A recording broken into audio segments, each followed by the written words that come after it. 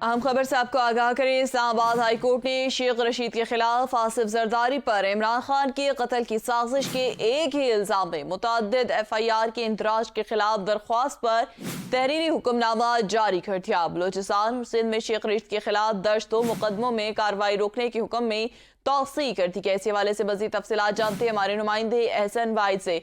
जी एहसन वाहिद, इस हवाले से आगाह कीजिएगा।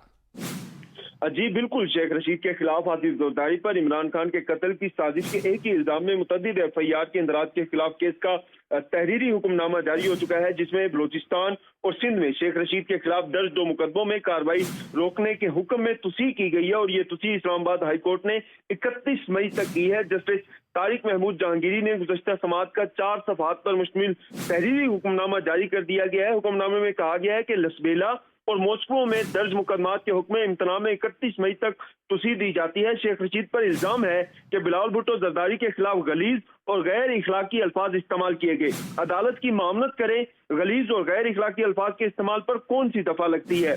मामनत करें, पॉली क्लिनिक अस्पताल में कई बात पर कराची में मुकदमा कैसे दर्ज हो सकता है? ये अदालत की जानिब से तहरीरी हुक्मनामे में कहा गया है। मजीद कहा गया है कि लसबेला थाने में दर्ज मुकदमा का मुद्दई अदालती नोटिस के बावजूद हाजिर नहीं हुआ। लसबेला मुकदमा के मुद्दई को दोबारा नोटिस जारी करे, IG बलूचिस्तान RPO नोटिस की पैरवी कराएं।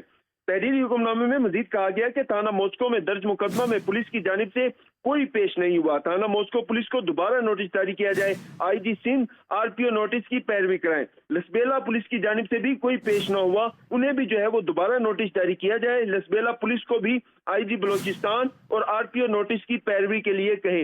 यह तहरीरी हुक्मनामे में आज की कहा गया था और 4 सफ़हात पर मुश्तमिल तहरीरी हुक्मनामा जारी किया गया है, जिसमें जो बलूचिस्तान और सिंध में शेख रशीद के खिलाफ दर्ज 2 मुकदमे हैं उनमें हुक्म इम्तना में तुसीह कर दी गई है 31 मई तक। जी बहुत शुक्रिया एहसन वाहिद आगाह करने के लिए।